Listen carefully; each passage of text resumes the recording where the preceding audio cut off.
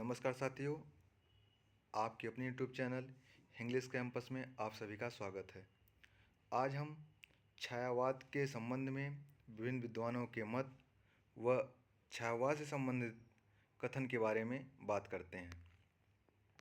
तो सबसे पहले शुरुआत करते हैं हिंदी साहित्य के मूर्धन्य विद्वान आचार्य रामचंद्र शुक्ल के कथन से। रामचंद्र शुक्ल जी कहते हैं कि छायावाद शब्द का प्रयोग दो अर्थों में समझना चाहिए।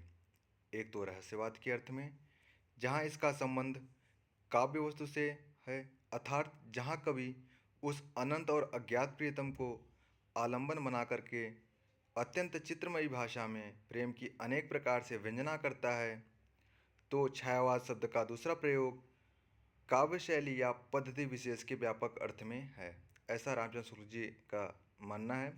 छायावाद के रहस्यवाद के अर्थ में उनका संकेत महादेवी वर्मा जी से है, जबकि छायावाद शब्द का दूसरा प्रयोग वे छायावाद के अन्य कवियों से मानते हैं, जिनमें जयशंकर प्रसाद निराला व अन्य कवि आते हैं। अब दूसरा कथन जयशंकर प्रसाद जी का है। जयशंकर प्रसाद जी कहते हैं कि जब वेदना के आधार पर स्वानुभूतिमयी अभिव्यक्ति होने लगी, तब हिंदी में उसे छायावाद के नाम से अवहित किया गया।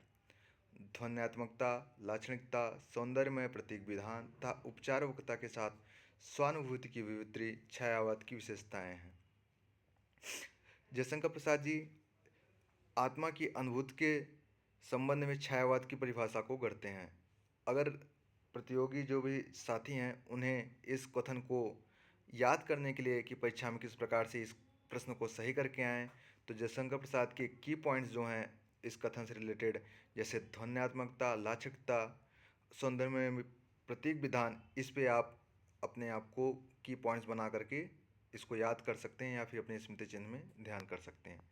वहीं जयशंकर प्रसाद जी का दूसरा कथन है, कविता के क्षेत्र में पौराणिक युग की किसी घटना अथवा देश विदेश की सुंदरी के प्राय वर्णन से फिर जब वेदना के आधार पर स्वानुभूतिमयी अभिव्यक्ति होने लगी, तब हिंदी में उसे छायावाद के नाम से अवहित किया गया। ये बार बार अपने आत्मा की अनुभूति से संबंधित बात को छायावाद की परिभाषा में रखते हैं। तो जो इनका की पॉइंट्स अगर हम देखते हैं तो स्वानुभूतिमयी जो इनकी एक शब्द है, इस पे भी आप नोटिस कर सकते हैं। अब शांतिप्रिय द्विवेदी जी अपने नेक्स्ट कथन के माध्यम से छायावाद की परिभाषा देते हैं। उनका छायावाद से संबंधित कथन है, जिस प्रकार मैटर ऑफ फैक्ट अर्थात इतवितात्मकता के आगे की चीज़ छायावाद है, उसी प्रकार छायावाद के आगे की चीज़ रहस्यवाद है। द्विवेदी जी यहाँ पे छायावाद और रहस्यवाद में गहरा संबंध स्थापित करते हैं। इतवितात्मकता जो कि द्विवेदी योग की एक विशेषता रही है, उसको ये अपने कोटेशन में नोट डाउन कर रहे हैं। अब अगला को जो कथन आता है नंदलाल बाजपेयी जी का। नंदलाल बाजपेयी जी छायावाद से संबंधित कथन को के संदर्भ में कह रहे हैं कि मानव अथवा प्रकृति के सूक्ष्म किंतु व्यक्त सौंदर्य में आध्यात्मिक छाया का भान मेरे विचार में छायावाद की सर्वमान्य व्याख्या हो सकती है। ये छायावाद के संदर्भ में आध्यात्मिक चिंतन की बात को रखते हैं और वे मानव तथा प्रकृति के सूक्ष्म चीज़ों को आध्यात्मिकता के साथ में जोड़ रहे हैं। अर्थात वाजपेयी जी का यह कथन काफ़ी महत्वपूर्ण है परीक्षा की दृष्टि से। परमात्मा की छाया आत्मा में, आत्मा की छाया परमात्मा में पड़ने लगती है, तभी छायावाद की सृष्टि होती है। रामकुमार वर्मा जी का यह कथन काफ़ी ही महत्वपूर्ण है परीक्षा की दृष्टि से। ये आत्मा व परमात्मा में तादात्म्य स्थापित करते हैं और छायावाद की एक सरल परिभाषा हम जैसे विद्यार्थियों के समक्ष प्रस्तुत करते हैं। अब अगला कथन महादेवी वर्मा जी का है। महादेवी वर्मा जी जैसा आप सभी को परिचित है कि विरह और प्रकृति के बीच की कवि कही जाती हैं, तो इनका कोटेशन भी हम अपने परीक्षा दृष्टि से याद करने के लिए प्रकृति से जोड़ सकते हैं। वह कहती हैं कि छायावाद तथा प्रकृति के बीच जीवन का उद्गीत है, उसका मूल दर्शन सर्वात्मवाद है। यह भी काफ़ी अच्छा कोटेशन है महादेवी वर्मा जी का। अब डॉक्टर नागेंद्र जी जो कि परीक्षा की दृष्टि काफ़ी महत्वपूर्ण कोटेशन है, विद्यार्थियों को इस कोटेशन पर विशेष ध्यान दे करके अपनी परीक्षा में बैठना चाहिए। डॉक्टर नागेंद्र जी कहते हैं छायावाद स्थूल के प्रति सूक्ष्म का विद्रोह है। वह एक विशेष प्रकार की भाव पद्धति है और जीवन के प्रति विशेष प्रकार का भावनात्मक दृष्टिकोण है।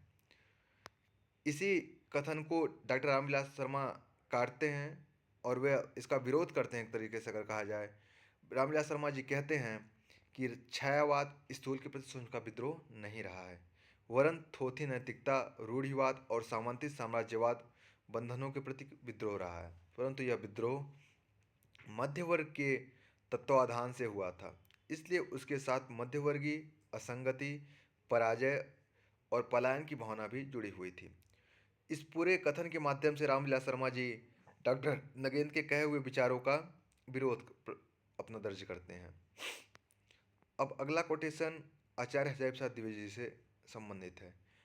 द्विवेदी जी छायावाद के संदर्भ में कहते हैं कि छायावाद के मूल में पाश्चात्य रहस्यवादी भावना अवश्य थी। इस श्रेणी की मूल प्रेरणा अंग्रेजी के रोमांटिक भावधारा की कविता से प्राप्त हुई थी और इसमें संदेह नहीं कि उक्त भावधारा की पृष्ठभूमि में ईसाई संतों की रहस्यवादी साधना अवश्य थी। ये जो इनका छायावाद के संदर्भ में रहस्यवादी साधना थी, यह ईसाई संतों की पृष्ठभूमि की से आती है। अर्थात हजारी प्रसाद द्विवेदी जी छायावाद के संदर्भ में ईसाई संतों की भूमिका को महत्वपूर्ण मानते हैं।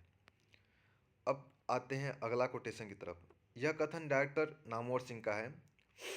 नामवर सिंह छायावाद की परिभाषा करते हुए कहते हैं कि छायावाद उस राष्ट्रीय जागरण की अभिव्यक्ति है जो एक और पुरानी रूढ़ियों से मुक्ति चाहता था और दूसरी ओर विदेशी पराधीनता से। इनका राष्ट्रीय जागरण से संबंधित मत स्वतंत्रता आंदोलन से है।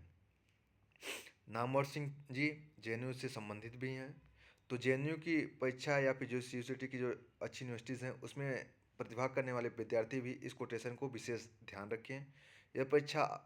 यह कोटेशन आगे परीक्षाओं में पूछा जा सकता है। अब गंगा प्रसाद पांडे जी का कोटेशन है कि छायावाद नाम से ही उसकी छायात्मकता स्पष्ट है। विश्व की किसी वस्तु में एक अज्ञात संप्राण छाया की झांकी पाना अथवा उसका आरोप करना ही छायावाद है। जिस प्रकार छाया स्थूल वस्तुवाद के आगे की चीज़ है, उसी प्रकार रहस्यवाद छाया के आगे की चीज़ है। यह महत्वपूर्ण कथन जितने भी थे सारे परीक्षा की दृष्टि काफ़ी महत्वपूर्ण है। अगर आप सभी को वीडियो पसंद आए तो लाइक करें, सब्सक्राइब करें और अपने साथियों के साथ इसे शेयर करना ना भूलें। धन्यवाद साथियों।